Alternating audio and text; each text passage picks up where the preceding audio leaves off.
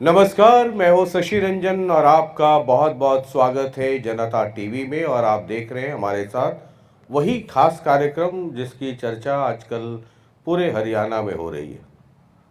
वो एक है ना कहावत कि विवाद तो मैं चाहता नहीं लेकिन हो जाता है, वैसे ही जैसे मोहब्बत हो जाती है। इस वक्त हम पहुंचे हैं रानिया, और ये पन्नी वाला मोटा गांव है जहां ये चौपाल लगी है। रानिया में अगर आप पॉलिटिकल हिस्ट्री राजनीतिक तौर पे देखें तो ये इलाका आईएनएलडी के कब्जे में रहा। बहुत पहले अगर ना भी जाएं तो 2009 2014 आईएनएलडी के कैंडिडेट जीते। 2024 में भी आईएनएलडी ने जीत हासिल की। बीच में एक टेन्योर 5 साल का था जब चौधरी रणजीत सिंह यहाँ से इंडिपेंडेंट कैंडिडेट के तौर पे जीते। फिर बीजेपी की सरकार के पास नंबर्स नहीं थे तो इंडिपेंडेंट और जेजेपी का सहारा लेना पड़ा था। तो चौधरी रणजीत सिंह जी ने बीजेपी की सरकार की मदद की और मंत्री भी बने। बाद में बीजेपी के कैंडिडेट के तौर पे हिसार से लोकसभा चुनाव भी लड़ा।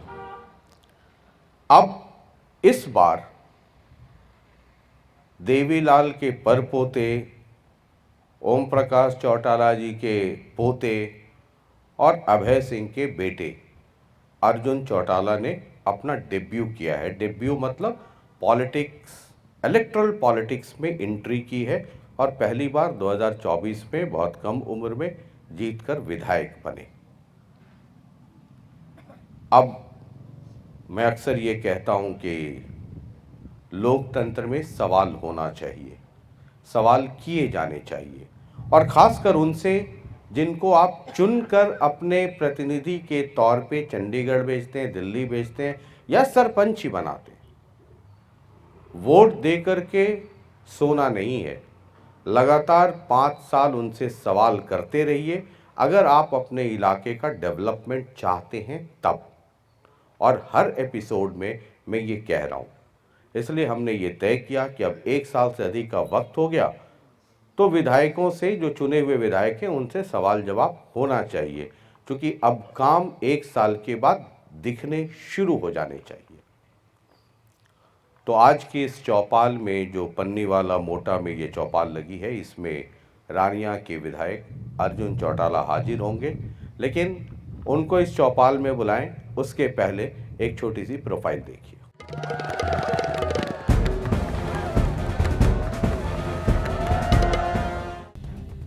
आज मारी चौपाल में आ रहे हैं रानिया हलके से मारा विधायक अर्जुन चौटाला। 2024 विधानसभा चुनाव में अर्जुन चौटाला ने अपने निकटतम प्रतिद्वंदी को 4000 से अधिक वोटों से हराया था। अर्जुन चौटाला राजनीतिक परिवार से आते हैं। अर्जुन चौटाला इंडियन नेशनल लोकदल यानी कि आईएनएलडी के राष्ट्रीय अध्यक्ष अभय सिंह चौटाला के पुत्र हैं। अर्जुन चौटाला हरियाणा के पूर्व मुख्यमंत्री ओम प्रकाश चौटाला के पोते और भारत के पूर्व उप प्रधानमंत्री देवीलाल के परपोते हैं। अपने परिवार की राजनीतिक विरासत को आगे बढ़ाते हुए अर्जुन चौटाला भी काफी समय से राजनीति में सक्रिय हैं। आज मारा विधायक मारी चौपाल में रानिया के विधायक अर्जुन चौटाला से होगा उनके काम का हिसाब किताब।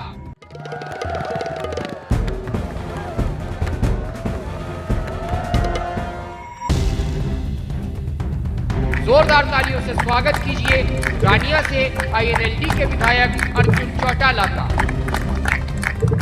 तो बहुत बहुत स्वागत है अर्जुन जी।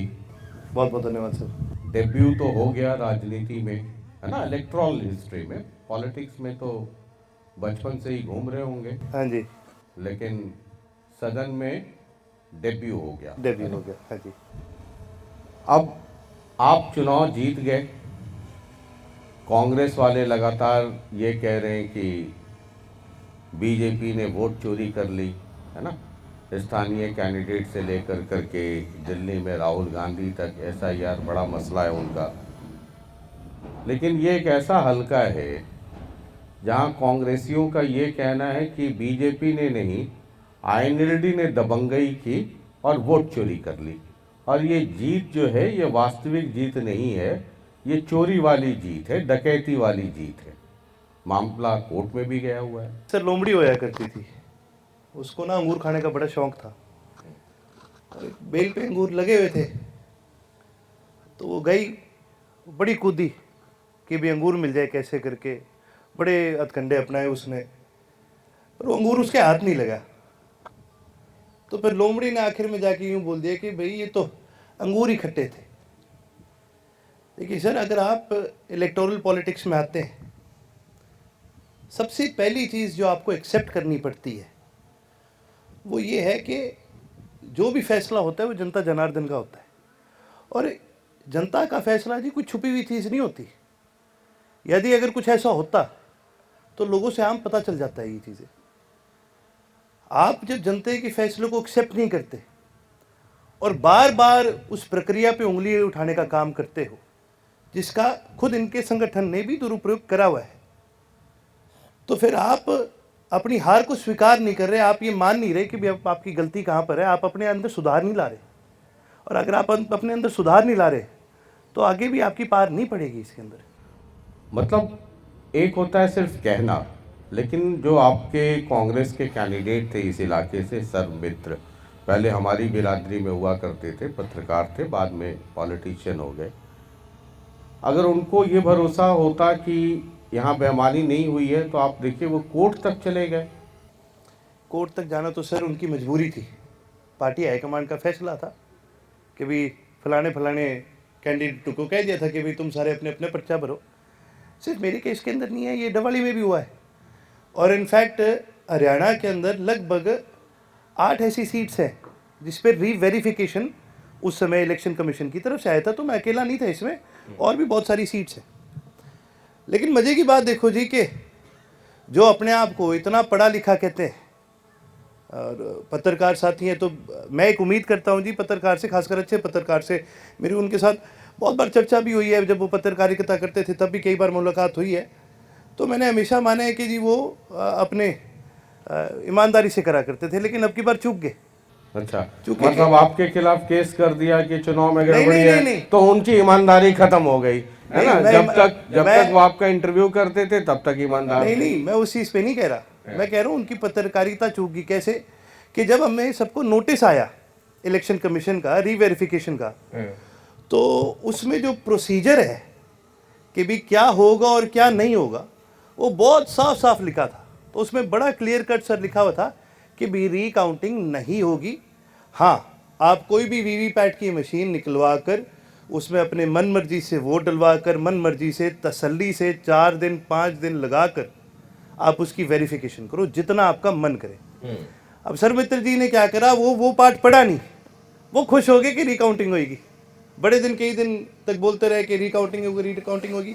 और हुआ क्या, हमारे भाई साहब के पैसे भी लग गए। मैं तो खुद वहाँ पर मौके पे था, तो बेचारे बड़े मायूस थे कि जी ये तो रिकाउंटिंग नहीं करी। तो देखिए जी, आपको इलेक्शन प्रोसेस में जब आप सवाल उठाते हैं और ये सारी चीज़ें करते हैं, सवाल उठाना तो जी देखो ये चलता, आदमी कोई कहीं किसी पे भी सवाल उठा दे, लेकिन आपके पास उसके पीछे की बैकिंग, एविडेंशियल बैकिंग, वो स्टैंड लेना बड़ा ज़रूरी है।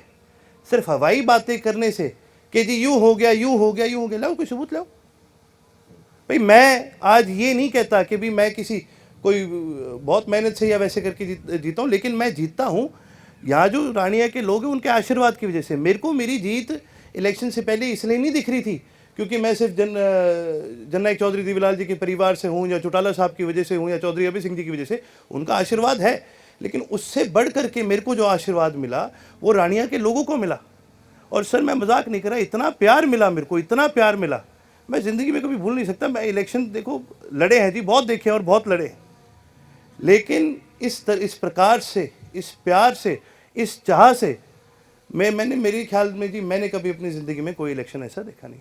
तो ये प्यार जो है आपका, है ना, सर मित्र कंबोज, तो एक बार ज़रा उनकी मोहब्बत से भी आपको रूबरू कराते हैं, ज़रा सुनिए उनको, आपसे मुखातिब हो रहे हैं, सुनाइए ज़रा।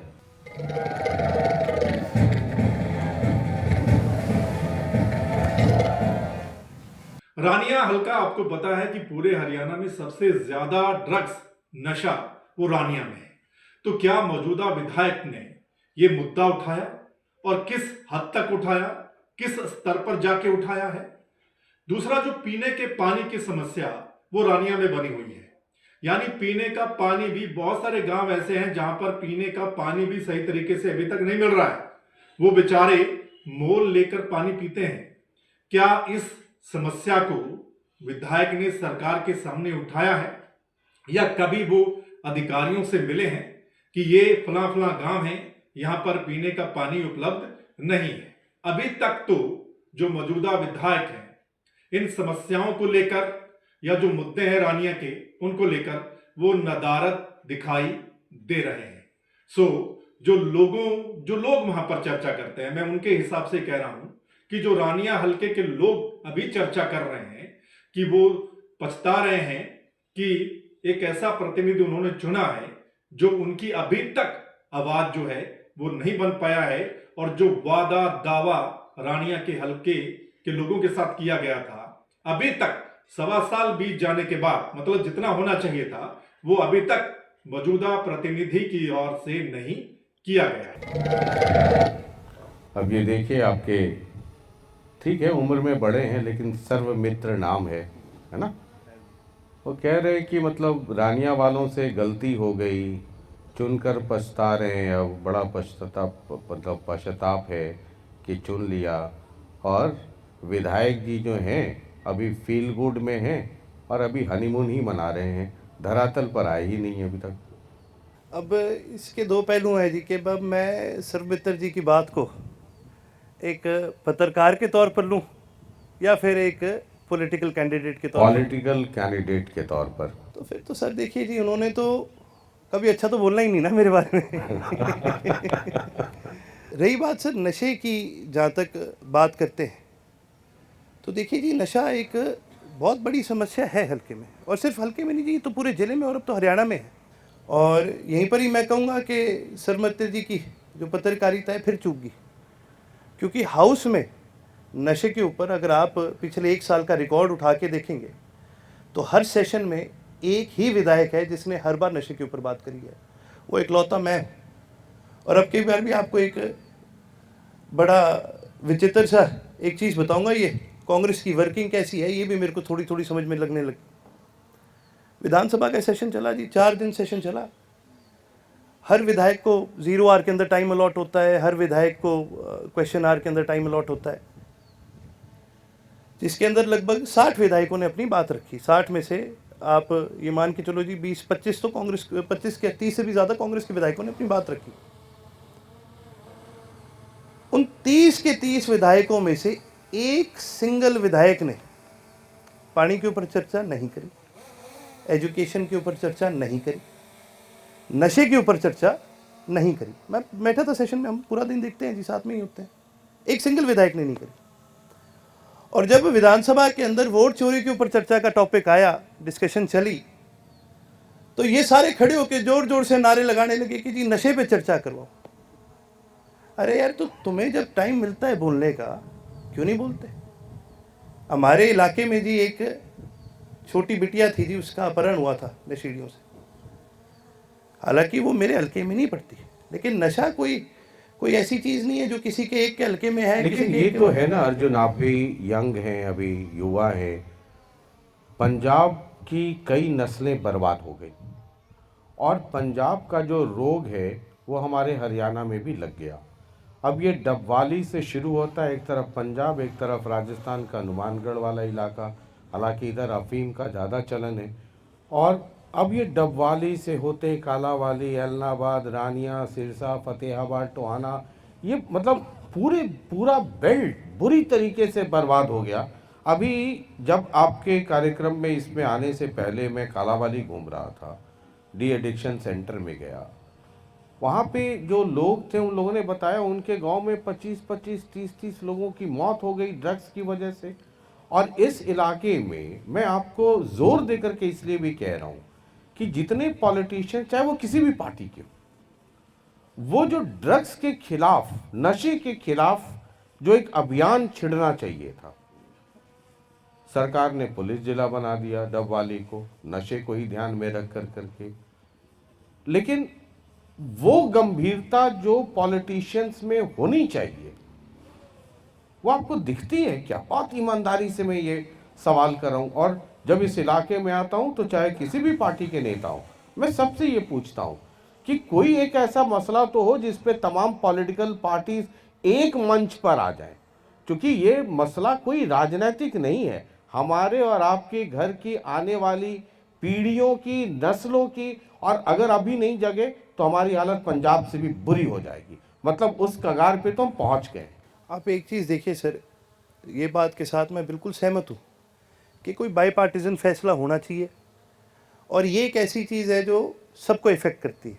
और नशा इतनी माड़ी चीज़ है जी, आपको एहसास नहीं है कि भी कब आपके पड़ोस में आपके घर तक घुस जाए, आपको पता भी कब नहीं आपके घर में आ जाए पता नहीं चलेगा पता आपको। नहीं चलेगा। लेकिन इसके अंदर जी जो मैंने एक जो समस्या जो मैंने देखी है, जो आज के दिन सबसे बड़ी समस्या है, दो हैं इसके पहलू। पहला है पैसा। दिक्कत क्या है जी कि कोई ऐसा गांव नहीं है जहां पर आप पॉलिटिशियन की बात करें, पॉलिटिशियन तो बहुत बाद में आ जाते हैं। गांव लेवल पे बहुत सारे ऐसे गांव हैं जहां पर मैं आपको गिना सकता हूं, गांव वालों ने नशा बेचने वाले को पकड़ा, रंगे हाथ पकड़ा, पुलिस को सौंप दिया, और अगले दिन वो आदमी बेल करा के गांव में घूम के पता है क्या कहता है कि करा ले जो करा ले। वो ये आके छेड़ता है कि क्या उखाड़ लिया मेरा। दिक्कत कहाँ आती है, आपने राव नरबीर जी का इंटरव्यू लिया, उन्होंने एक बात कही कि ये मंथली जाता है। ये बात बिल्कुल सच है। जब तक ये पैसे का प्रकोप नहीं हटता इसमें से, आप एक चीज़ देखिए भी, या तो आप कैसे करके भी एक ऐसा सिस्टम बनाओ कि आप इस करप्शन को रोक सकते हो, तो पुलिस वाले या जो भी इसके अंदर रिस्पॉन्सिबल वो अपनी ड्यूटी पूरी करेंगे, फिर उनके भी मन में कोई लालच नहीं होगा कि भी इसको छोड़ दे। सबसे पहली प्रॉब्लम है इसमें पैसा। और दूसरी सबसे बड़ी प्रॉब्लम है सर इसके अंदर कि अकाउंटेबिलिटी है किसकी। आज कोई कह देता है कि जी नेता काम नहीं करा, कोई कह देगा जी पुलिस वाले काम नहीं कर रहे, कोई कह देगा सरकार काम नहीं कर रही। नेता की तरफ देखोगे वो मुंह फेर लेगा, पुलिस वालों की तरफ देखोगे वो मुंह फेर लेंगे। हाउस के अंदर हमने सवाल उठाए, मैं आपको बता रहा हूं, सरकार मुंह फेर लेती है। दिक्कत ये नहीं है कि जी ये प्रॉब्लम है कि नहीं है, दिक्कत ये है कि हमें पता है प्रॉब्लम है, सबको पता है प्रॉब्लम है, लेकिन दिक्कत ये है कि ये बात करने से क्यों कतरा रहे हैं इस पर। दिक्कत ये है कि जब आपको पता है कि इतनी बड़ी प्रॉब्लम है, इतना बड़ा वो है, तो भाई आप इसको रोक क्यों नहीं सकते। भाई मंथली तो पुलिस महकमा, ये आपको भी पता है सर, मेरे को भी पता है, 1000 चीज़ों में कमा लेता है यार। एक चीज़ की कमाई छोड़ दो ना, जिससे किसी का बच्चा मर रहा है, किसी का परिवार नष्ट हो रहा है, किसी का कुछ ऐसा इतना नाश हो रहा है, ये एक चीज़ छोड़ दो। लेकिन दिक्कत कहाँ पर आती है, कहाँ जाओगे और किस किस को बोलोगे। ये सर जब तक एक फंडामेंटल तौर से, और ये फैक्ट है, जब तक एक फंडामेंटल तौर से एक सेंट्रल अथॉरिटी जो इसके ऊपर बहुत कड़े से कड़ा फैसला ना ले, तब तक सर कुछ नहीं हो सकता। हमने सर यहाँ पर एक नहीं, हमने 10 एसपी देखे आए और गए हैं। हर एसपी जब आता है यही बात कहता है कि मैं नशे को ख़त्म कर दूंगा। पता है होता क्या है, जब तक उसका कार्यकाल पूरा होता है ना, उससे पहले उसकी हर नशेड़ी के साथ, हर स्मगलर के साथ उसकी सेटिंग हो चुकी होती है, और वो मंथली लेके अपना टप लेता है। मरता कौन है, हम मरते हैं सर, और कोई नहीं, और किसी का नुकसान नहीं। खारिया गांव के अंदर गांव वालों ने चल के, जो उनके गांव में जो बेचारे बच्चे हैं जो नशे से, जिनके ऊपर नशे का प्रकोप है, वो उन बच्चों को खुद लेके जाते हैं सीएमओ ऑफिस में, सिविल हॉस्पिटल में, उनको दवाई दिलाने के लिए। वो मेरे पास आए थोड़े दिन पहले, मेरी उनसे बात हुई। तो दिक्कत क्या आ रही है, अब सीएमओ को क्या दिक्कत आ रही है कि हमारे पास साइकाइट्रिस्ट ही नहीं है इतने। क्योंकि अगर आप ऐसे एरिया में आप ये देखो सर, क्या दुर्गति हमारी है कि एक आदमी नौकरी लगता नहीं, उससे पहले वो ये लग जाता है कि यार मेरे घर के पास मेरी बदली करा दे। हमारी दुर्गति ये है कि साइकाइट्रिस्ट हॉस्पिटल में आने के लिए तैयार ही नहीं है। उसकी ड्यूटी लगती है, वो 2 दिन आता है, तीसरे दिन फिर कहीं जुगाड़ लगा के कहीं और अपनी बदली कराने के लिए फिरता है। अरे आपने नौकरी ली है, मैं कहता हूँ यार, हम पे सारी दुनिया कहती है कि यार तुम काम करो अपना, बिल्कुल हम करेंगे अपना काम, लेकिन भाई हम काम तभी कर पाएंगे ना जिन लोगों के साथ हमने काम करना है वो तो करो अपना काम। आप एक आम तौर पर जी कोई भी हो, चाहे वो सरपंच हो, चाहे वो ब्लॉक का मेंबर हो, चाहे वो जिला परिषद का हो, कोई भी अगर प्रतिनिधि है, तो उसको काम किसके साथ करना है, उसको काम करना है अपने अफसरों के साथ, उसके लेवल के अफसरों के साथ। पुलिस जिला बनने का कोई फायदा हुआ है, नहीं हुआ? क्योंकि कई मतलब 2-3 साल तो हो ही गए पुलिस जिला बने हुए। सर मेरे को इसके वही बात आ जाती है सर, जिला बना दो, नाम कर दो, ये कर दो, आखिरकार आके प्रॉब्लम कहाँ पर आती है, प्रॉब्लम आती है कि भाई अथॉरिटी की, कि भैया अगर कुछ गलत हो रहा है इसकी जिम्मेवारी कौन लेगा। आज तक आप ये देखो ना सर, आज भी हमें ये नहीं पता कि भी सरकार में चल किसकी रही है। कोई कह देता है अफसरों की चल रही है, कोई कह देते सीएम की चल रही है, कोई कह देता नहीं चल रही, कोई कह देते खट्टर साहब की चल रही। आप सोचो ना कि क्या क्या हमारे प्रदेश की दुर्गति है कि आज हमारे प्रदेश की जनता में से किसी को ये नहीं पता कि भाई तुम्हारा धनी कौन है, चलती किसकी, हमें तो आज तक ये नहीं समझ में आ रहा। ये तो बहुत लोगों को ये भी नहीं समझ में आ रहा है कि आईएनएलडी बीजेपी के साथ है कि उसके खिलाफ है। कई लोग कहते हैं कि आईएनएलडी है ना, समझ आपको जो नहीं समझ में आ रहा है वो पब्लिक को भी, बहुत सारे लोगों को समझ में नहीं आ रहा है। अभी एक वॉकआउट हुआ है ना, तो आप सरकार के साथ भी नहीं, ऑपोजिशन के साथ भी नहीं, तो यहाँ तो बहुत लोगों को बहुत कुछ समझ में नहीं आ रहा मैं उस पर भी आपको बात बताना चाहूँगा जी। मैंने हाउस में बड़ी क्लियर कही।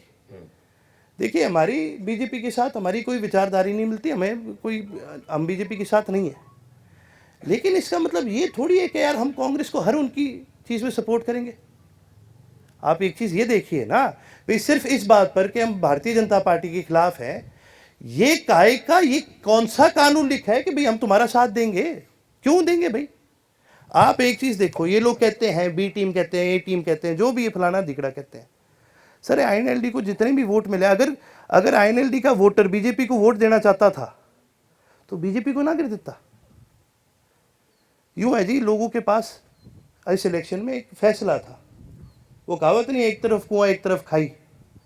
आधे कुएं में गिर गए, आधे खाई में गिर गए। 6% ऐसे थे जिन्होंने बोला उल्टा रास्ता ले ले अपना, ठीक है। और ये बड़ा है, पहले से ये नंबर बड़ा है, आगे और बढ़ेगा। जिन लोगों को इन चीज़ों से आपत्ति होती है, ये सारी बात होती है, मैं वॉकआउट के आपको एक बात बताता हूँ। आप नो कॉन्फिडेंस मोशन लेके आए हो, छोटी मोटी चीज़ तो देखो नहीं है, मानते हो सर इस बात को? अब आप नो कॉन्फिडेंस मोशन लेके आओ, क्या आपने एक भी इंडिपेंडेंट से बात करी? नहीं करी। क्या आपने एक भी हम में से, मेरे से नहीं करनी, चलो ठीक है मैं तो जूनियर हूँ सर, आदित्य जी हमारे पार्टी के लीडर हैं हाउस में, क्या आप में के किसी भी साथी ने, उड्डा साहब आप नहीं करोगे कोई नहीं, आपके 37-36 एमएलए है, क्या एक भी एमएलए को आपने बोला कि यार एक बार जाके पूछ ले भाई ये क्या करेंगे, हमारे साथ खड़े होंगे कि नहीं? हम 100% खड़े होते। आपने पूछना नहीं, आपने करना नहीं, आपने अपनी मनमर्जी चलानी है। अच्छा, जब टॉपिक आ जाता है तो आपकी इतनी मतलब ये लोग विपक्ष चलाएंगे, जो लोग साइन कर रहे हैं, ठीक है, लो कॉन्फिडेंस मोशन पे जो साइन करे वो बैठे ही नहीं है उसके अंदर। ये हमें सिखाएंगे कि भी तुम इनकी खिलाफत कैसे करो। सर, पहला दिन हाउस का सुबह जब शुरू होता है 11 बजे और आखिरी दिन तक 10:30 बजे रात तक चलता है ना, भूपेंद्र सिंह हुड्डा नहीं बैठता उसमें, मैं बैठता हूं। कांग्रेस का एक आदमी नहीं बैठता उसमें, मैं बैठता हूं। ये मेरे को सिखाएंगे विपक्ष क्या होता है। खुद मायूस से बन के बैठ जाएंगे, थोड़ी देर में खड़े हो जाएंगे, एक शेर मार देंगे, तानू की सानू की। सानू क्यों नहीं यार, हमें क्यों नहीं फर्क पड़ता? हमारा क्या प्रदेश नहीं है? बात चल के कह देते हैं ना, आपने उनका सुना होगा कई बार, वो कड़ा प्रसाद बना है, तानू की सानू की। अरे क्यों नहीं भाई साहब, हमारे बाप दादों ने भी तो इस प्रदेश के लिए कोई मेहनत करी है, खून पसीना बहाया है। हमें भी किसी ने जिम्मेवारी दी है कि जाओ उस हाउस के अंदर और हमारी बात रखो। और आप क्या कर रहे हो? आप शेर व शायरी कर रहे हो। शाम होती है, आपका घड़ी देखते हो, 5:30 होते हैं, फिर 2-2 मिनट में बहाना लगा ले तो हम तो वॉकआउट कर रहे हैं, हम तो वॉकआउट। अगर आपकी नीयत नहीं है बैठने की, जाओ ना यार, क्या तमाशा लगा रखा है? आपके पास 37 विधायक है, घेरो इस सरकार को। घेरने की क्षमता रखते हो, वो क्षमता नहीं रखते ये। फिर ये बात करते हैं ए टीम बी टीम। अरे ए टीम बी टीम छोड़ो, ये वो टीम है, ये जेड टीम है जिसने सारे प्रदेश का नाश करा है। लोग उम्मीद करते हैं, सरकार से नहीं करते, लोग विपक्ष से एक उम्मीद करते हैं कि यार जहाँ पर ये सरकार गलत होगी आप इनको पकड़ोगे, रगड़ोगे, घसीटोगे, घसेड़ोगे। अरे ये क्या कर रहे होते हैं? कोई बात नहीं आती, कोई टॉपिक नहीं आती, एक दूसरे पे शेरो शायरी करेंगे, वोटिंग कर लेंगे, कोई प्रदेश का मुद्दा नहीं उठाएंगे। इनके विधायकों को टाइम मिल रहा है तो कोई प्रदेश की बात नहीं करेगा, कोई फलानी एक गली की बात कर देगा, कोई ये कर देगा। अरे प्रदेश के अंदर यही रह गया यार तुम्हारे पास। पूरे प्रदेश में क्या कोई मुद्दे ऐसे नहीं है, कोई बात ऐसी नहीं है? आज एजुकेशन का बेड़ा गर्क हो रखा है हमारे प्रदेश में, ठीक है, क्यों नहीं लगा रहे? सर, पानी के ऊपर मैंने सवाल लगाए सरकार पे, मेरा रिकॉर्ड उठा के देखो, आदित्य जी का रिकॉर्ड उठा के देखो, हमने हर सेशन के अंदर हमने पानी को लेकर के 1-1, 2-2 सवाल उठाए हैं। हमने यहाँ तक ये तक सवाल उठाया है कि ये जो जिला परिषद के थ्रू जो हम पाइपलाइन लगाते हैं, ये प्लास्टिक की होती है, क्या इसके अंदर कानून में संशोधन लाया जा सकता है कि इसको बदला जाए? फिर आप इतना सवाल लगाते हैं तो रानिया में जो पॉलिटिक्स में है या जो पहले जनप्रतिनिधि रहे भाई हारना जीतना अपनी जगह पे है, लेकिन लोगों को कुछ न कुछ वोट तो सबको मिला है ना। आप कह रहे हैं कि विधानसभा में जाकर के इतना सवाल उठाते हैं, जरा आपके चाचा जी को सुनाते हैं जो यहाँ से पहले हाँ दादाजी, सॉरी, दादाजी को सुनाते हैं जो यहाँ के पहले रिप्रेजेंटेटिव भी थे और उसके बाद मंत्री भी थे, जरा सुनाइए।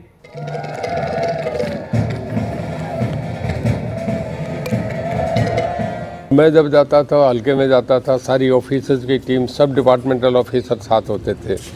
काम जो होता था उसकी मॉनिटरिंग होती थी, रिव्यू होता था, पैसा आया था, बहुत पैसा आया था पावर सेक्टर में। मतलब दो बातें मेन जमींदारों की होती है, एक पानी और एक बिजली।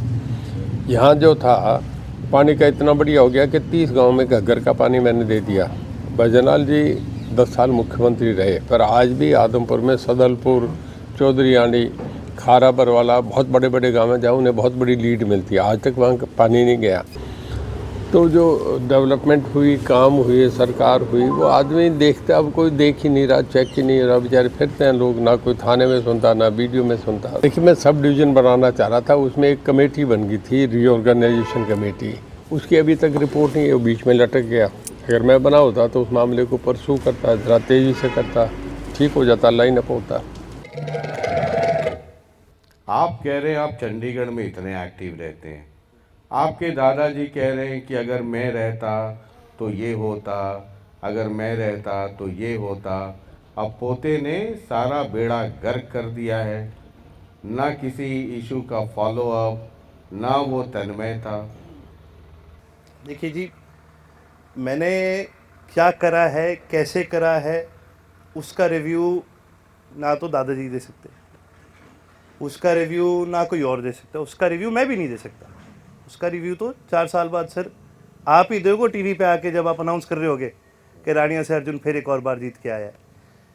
लेकिन एट द सेम टाइम उनको अगर आपत्ति है मेरी वर्किंग से या मेरी किसी चीज़ से, अगर उनको लगता है मैं सही, आपत्ति नहीं है, वो कह रहे हैं कि मतलब रानिया के लोगों ने अगर उन्हें चुना होता तो वो क्या क्या करते, और उन्हें नहीं चुना तो किस तरीके से रानिया का बेड़ा गर्क हो रहा है, वो ये बता रहे हैं। बात तो बिल्कुल ठीक कही है सर उन्होंने, लेकिन आपको तो चुना था। और मैं तो सर एकला विधायक हूँ, वो भी पहली बार बना हूँ, वो भी ऑपोजिशन में हूँ। आप तो विधायक भी थे, आप तो मंत्री भी थे, 2 महकमे थे, और छोटे मंत्री नहीं थे, बहुत बड़े मंत्री थे। खट्टर साहब आपकी बहुत सुना करते थे। सर मैं मंत्री होता ना, मैं ऐसा चमका देता हल्के को, आप इसका अंदाज़ा नहीं लगा सकते। आज भी मैं बहुत गर्व के साथ एक चीज़ कह सकता हूँ, कोई और विधायक बोले ना बोले, पिछले 1.5 साल के कार्यकाल के अंदर मैं मेरे हल्के के अंदर 10 करोड़ के काम तो करवा चुका हूँ। कोई बोले ना बोले, कहीं आपको कोई से कहे ना कहे, आप कहोगे तो मैं आपको लिस्ट पकड़ाऊंगा मेरे हाथ से, आप इसको वेरीफाई करवाना। 10 करोड़ के तो काम करवा चुका हूँ, 7 करोड़ के काम पाइपलाइन में है। और भगवान सुख रखे, इस प्रकार से सबका प्यार मिलता रहे, ताकत मिलती रहे, तो इस साल ख़त्म होने से पहले मैं मेरे हल्के के अंदर 25 से 30 करोड़ के काम करवा के रहूँगा। अब वो कोई भी हो सकते हैं, चाहे वो गली के हों, चाहे वो पाइपलाइन के हो, चाहे वो पीने के पानी की हो। इसके अंदर मेरी कोई ऐसी प्रायोरिटी नहीं है कि किसी एक का करना है, किसी का नहीं करना। मेरी कोशिश ये रहती है, मैं आपको बड़े सिंपल तरीके से बताऊंगा सर, मेरी कोशिश ये रहती है कि पहले सामाजिक जगह काम हो, और सामाजिक जगह के साथ साथ अगर कहीं पर किसी का पर्सनल काम हो तो कोशिश ये रहती है पहले पानी की और गंदे पानी की निकासी की, ये दोनों काम ज़्यादा जरूरी है। फिर उस हिसाब से हमने एक तो मतलब 10 करोड़ का करवा दिया, 10-12 करोड़ का, 7 करोड़ पाइपलाइन में है, 4 साल के अंदर 25-30 करोड़। 4 साल में नहीं, अगले साल तक कर दूंगा। अच्छा, अगले साल तक 25-30, भगवान शुक्र तो के इसका 5 साल में मतलब है इसको पूरा कि करूंगा। 4 साल तक में तो 25 × 4 1 आध अरब तक पहुंच ही जाएगा। नहीं, अरब नहीं बनता ना, 4 से 25 × 4 आपका बन जाएगा। कोई देखो 100 करोड़ मान ले, अगर 100 आप ना मानो, लेकिन 50 से 60 तक का मैं करा दूंगा। तो इसका मतलब ये हुआ कि गोकुल सेतिया भी पड़ोस में सिरसा में बीजेपी जिंदाबाद कर रहे हैं, तो आप भी मतलब उसी ट्रैक पर हैं, करने की जरूरत सरकार मदद कर रही है, इसका मतलब आपको? सर मैं आपको एक चीज़ बताता हूँ, सरकार मदद कर रही है, ये आपके और मेरी बीच की बात है, ठीक है, किसी को बताना मत, ठीक है। मेरा नाम ना अर्जुन चौटाला है और अभय सिंह चौटाला जी का बेटा हूँ। हमने सत्ता देखी है और हमें ये भी पता है कि भी काम कैसे करवाने हैं।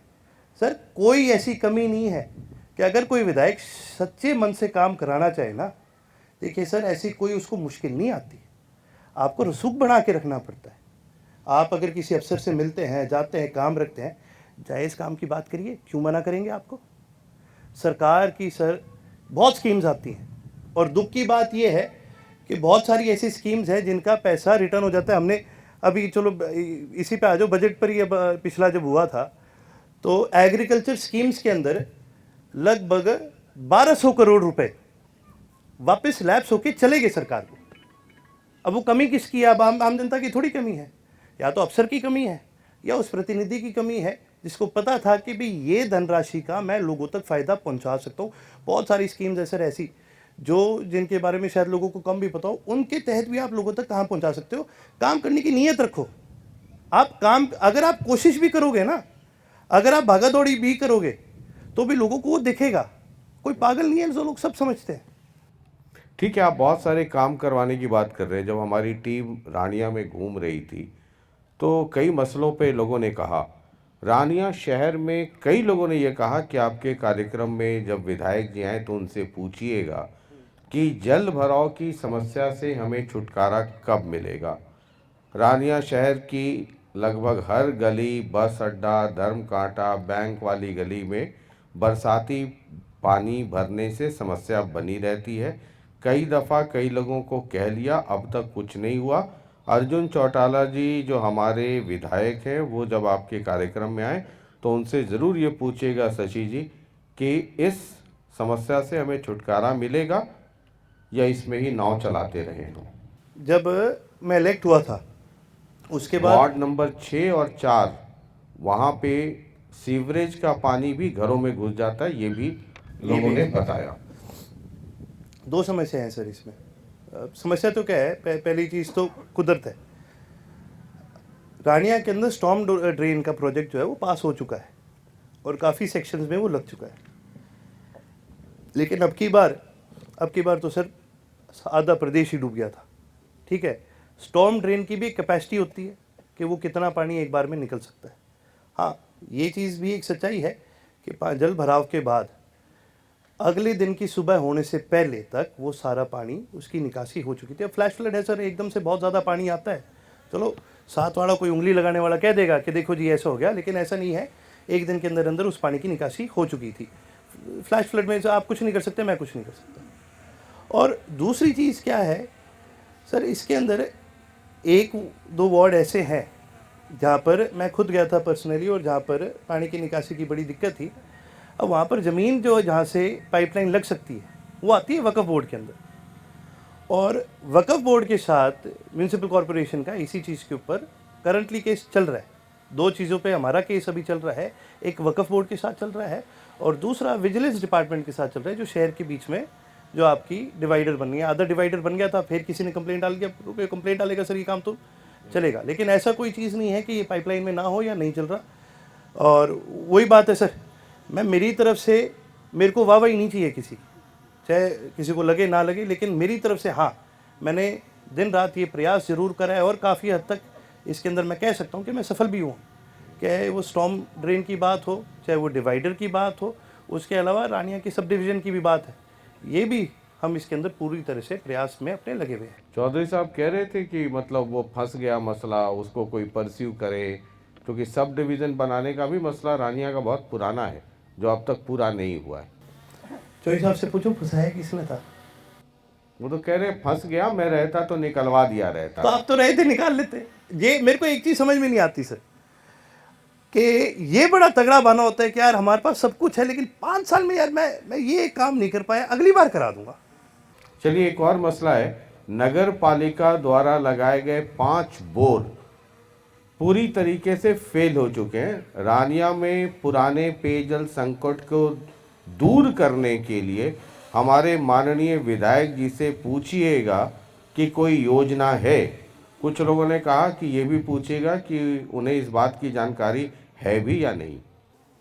इसके अंदर सर 2 बड़ी दिक्कतें आई थी। एक तो जब नए इसके लिए बोर लगाए जाने थे तो ग्राउंड वाटर की टेस्टिंग करी, और दुख की बात यह है कि खासकर हमारे घग्गर के साथ का एरिया जितना लगता है ना, ग्राउंड वाटर टेस्टिंग की जो फैसिलिटीज़ है वो जनरली सारी फेल होती जा रही है। और उससे भी ज़्यादा दुख की बात है कि पहले तो फ्लोराइड पाया जाता था पानी में, अब पानी के अंदर यूरेनियम तक आ रहा है। अब इसके अंदर क्या है कि पहले बोर लगने से पहले इस पूरे एरिया का रिव्यू हुआ है और साथ में वाटर ट्रीटमेंट प्लांट पहले लगाया जाएगा। अगर आज बोर लगा दोगे आप कर तो दीजिएगा, लेकिन एक बार सर आप एक बार एरिया में ये भी देखना कैंसर कितना ज़्यादा फैला हुआ है। उसका कारण ही सबसे बड़ा ये है, हमारे लिए दिक्कत सिर्फ पीने के पानी की नहीं है। हम दो दिक्कतों से जूझ रहे हैं, हम पीने के पानी की दिक्कत से भी जूझ रहे हैं और हम साफ़ पीने के पानी की दिक्कत से भी जूझ रहे हैं। अब मेरे पे तो जितने मर्जी आरोप जिसने लगाने हैं लगा लो, लेकिन साफ बात यह है जी इसके अंदर कि जब तक हमें सरकार की तरफ से बड़ा वाटर ट्रीटमेंट प्लांट नहीं मिलता, जब तक एरिया के लिए जिस प्रकार से चौधरी ओम प्रकाश चौटाला जी ने O2 बनाया था उस लेवल पे जब तक बड़ा प्रोजेक्ट नहीं आता, तब तक परमानेंट जो हल है इस समस्या का नहीं हो सकता। आपने कैंसर का जिक्र किया, हैप्पी रानिया हैं आम आदमी पार्टी से, वो भी आपसे मुखातिब। मैंने कहा कि जो लोग मोहब्बत करते हैं सबको एक एक कर करके आपसे मिलवाया जाए, वरना मोहब्बत अधूरी रह जाएगी। प्ले कीजिए।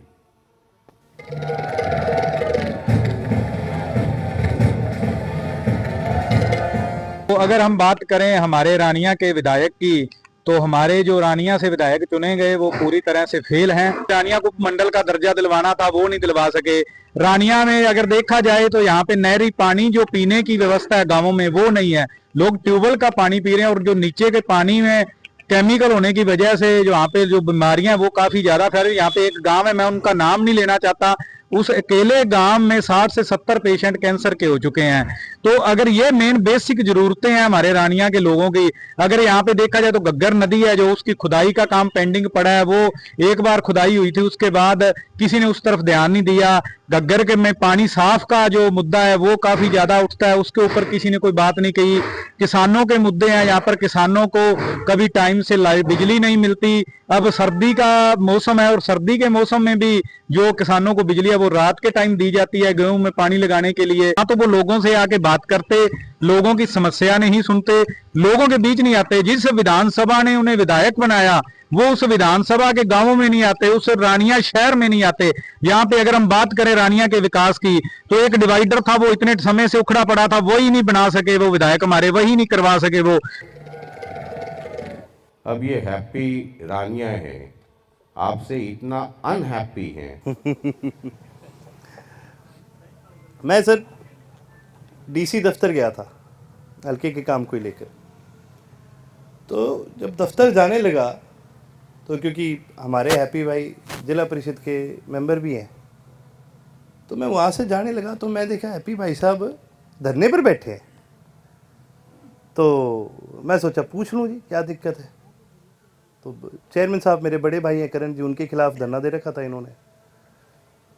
तो कहते चेयरमैन साहब ने हमारे कोई काम नहीं कराए, हमारे जोन में कोई काम नहीं कराए। भाई बात तो चलो ठीक है, आपने बात कही, मैं चेयरमैन साहब तक बात पहुंचा दूंगा। अब मजे की बात बताऊं, इसने सबसे पहला काम जो मेरे भाई को दिया था एज जिला परिषद के, जी आप अप्रूव करके दीजिए, वो खुद के घर की गली का रास्ता था। इनको और कोई काम नहीं है, ये लोगों के काम नहीं ला सकते। ये सबसे पहले इनके यही रहता है कि तुम कुछ बन जाओ और तुम ही खुद माल कमा लो। अब हैप्पी भाई साहब तो देखो मेरे से अनहैप्पी रहेंगे और उनको संतुष्ट करने की क्षमता मेरे अंदर तो नहीं है।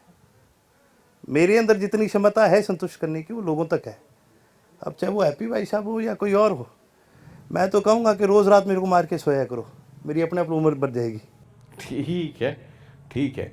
ये एक और है पहले, उसके बाद फिर हम आगे सवालों पे चलते हैं। कॉमरेड स्वर्ण सिंह विर्क हैं।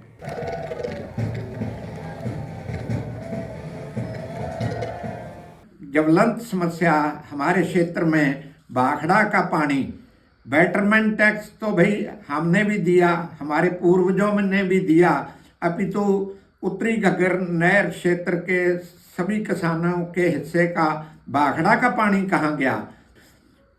ये घग्गर बेल्ट कैंसर बेल्ट में तब्दील हो रही है।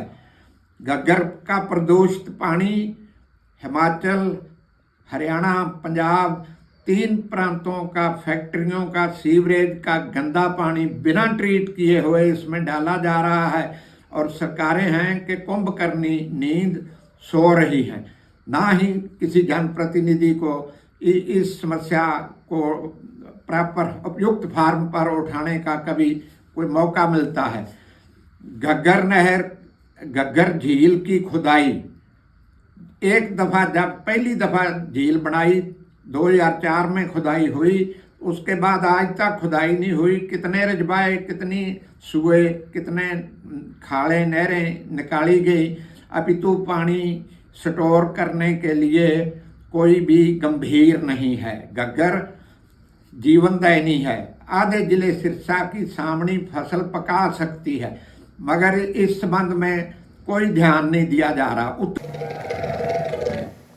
ये बात तो है कि घग्गर इस इलाके के लिए कई मायने में अगर वरदान है तो अब कई मामले में अभिशाप भी होगी। जिस तरीके से पॉल्यूटेड वाटर ड्रेन्स जो डाले जा रहे हैं, है ना, अगर आप रतिया की तरफ चले जाएं तो कैंसर इतना भयंकर है, और इस इलाके में भी कैंसर एक बड़ा कारण हो रहा है।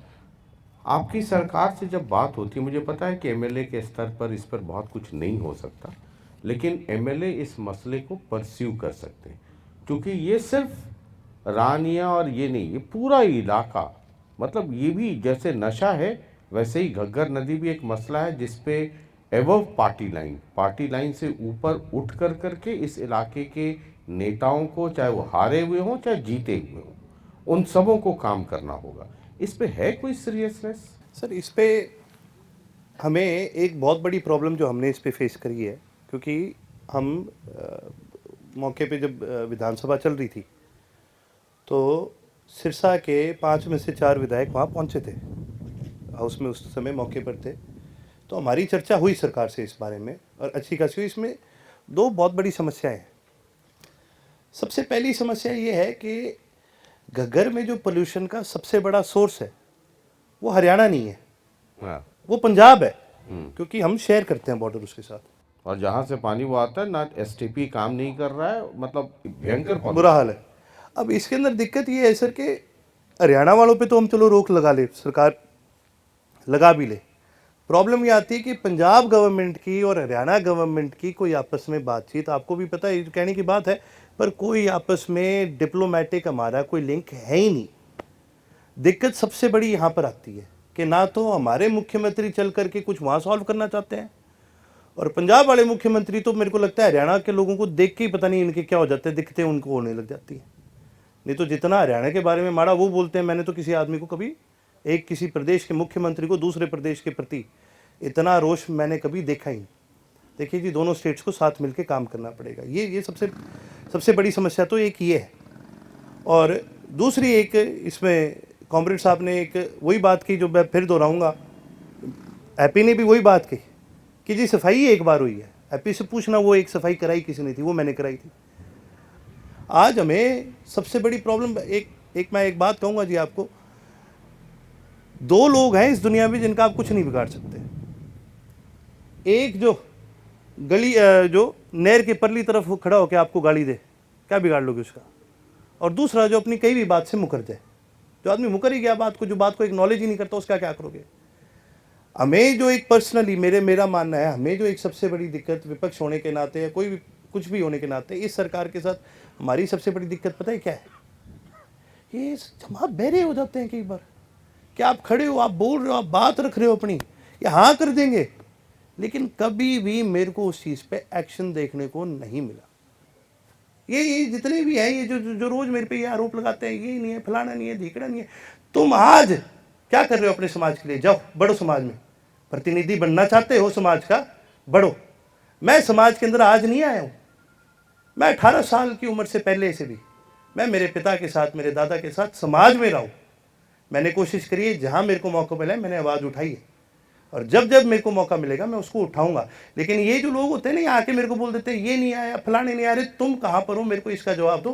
तुम जिस संगठन में हो उस संगठन की इतनी श्रद्धा नहीं है कि जाके लोगों की बात रखने की हिम्मत कर सके, तुम मेरे पे उंगली उठाने वाले लोग बनते हो। आज हमें कितनी बड़ी इस चीज़ की समस्या है कि हम ना केवल हम एक ज़माना था सर, जब जननायक चौधरी देवीलाल राजनीतिक लड़ाई लड़ते थे तो वो लड़ाई लड़ा करते थे कपड़ा, रोटी और मकान के लिए। हमें तो इन्होंने और घसीट दिया, अंग्रेजों के ज़मानों में ले गए। अब तो हम रही कास्ट पे और इन चीज़ों पे गए।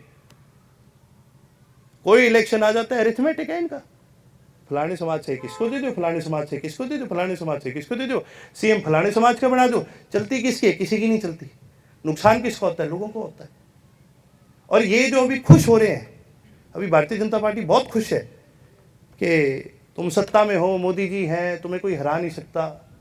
तो मैं उनको एक चीज़ बताना चाहूँगा, चंगेज़ खान था, वो राजा था जिसने एक समुंदर चीन की ओर उसने उस पर कब्जा करा था, और दूसरी ओर समुंदर तक पोलैंड के पास जाकर उसने वहाँ पर अपना कब्जा करा था। ये दुनिया का इकलौता राजा है, एक समुंदर से लेकर दूसरे समुंदर तक उसका राज था। आज उसकी कब्र कहाँ है किसी को नहीं पता।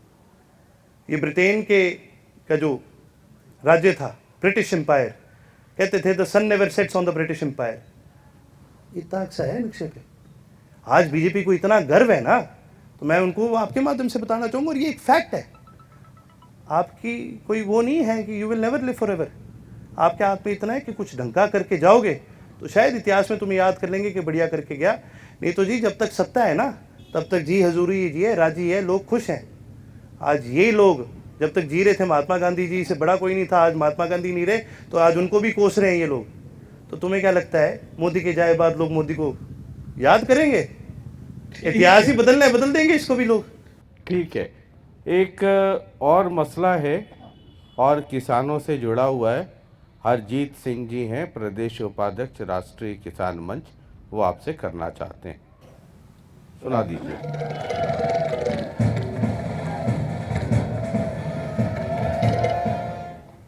काफी समय हो गया उनको रानी का विधायक बने हुए, पर मुद्दे अभी भी यों के त्यों पड़े हैं। किसान की फसल रानिया मंडी में एमएसपी पे नहीं बिकी। किसान के साथ मॉइस्चर पर धोखा हुआ, किसान के साथ रेट पर धोखा हुआ, सबसे बड़ी बात किसान के साथ तोल पर धोखा हुआ। सबसे बड़ी विडंबना की बात तो यह है, अगर हमारे रानिया तहसील में थोड़ी सी भी बारिश भी आ जाए ना, तो जहां झील जैसे माहौल बन जाते हैं। तो रानिया झील और किसान की फसल कह रहे हैं कि इस बारे में एमएसपी पे बिकी ही नहीं, और धोखे पे धोखा, धोखे पे धोखा। और ये वो इलाका है सटा हुआ एलनाबाद, जहाँ बाई इलेक्शन हुआ था। आपके पिताजी ने इस्तीफ़ा दिया, उस आंदोलन में री इलेक्शन हुआ, फिर वो जीते। वहाँ किसान कह रहे हैं कि ये हालत है उनकी। यही तो हमारी भी लड़ाई है। हम भी तो यही सेम चीज़ इस सरकार को कहते हैं, क्या आपने एमएसपी पे नहीं ला। हमारी भी ये सेम लड़ाई है। मैं सर के साथ किसी भी बात पे डिसएग्री नहीं करूँगा। और ये सिर्फ रानिया के अंदर नहीं, पूरे स्टेट में हुआ है। ये पूरे स्टेट में आज दिक्कत है कि सरकार क्लेम करती है हम एमएसपी पे ले रहे हैं, एक भी सिंगल इन्होंने फसल एमएसपी पे नहीं ली। यहाँ तक कि चौधरी आदित्य जी ने विधानसभा में इसी चीज़ को लेकर के कि मुझे एग्जैक्ट ब्यौरा दिया जाए, कौन सी फसल कौन सी मंडी में कितने भाव पे ली गई, इसका सरकार ब्यौरा देने का काम करे। आज तक सरकार ने इसका ब्यौरा नहीं दिया। आप ये चीज़ देखें कि हमारी लड़ाई इस चीज़ को लेकर नहीं, हम बिल्कुल अग्री करते हैं। आज सबसे बड़ी दिक्कत ये है कि किसान इस सरकार से परेशान है।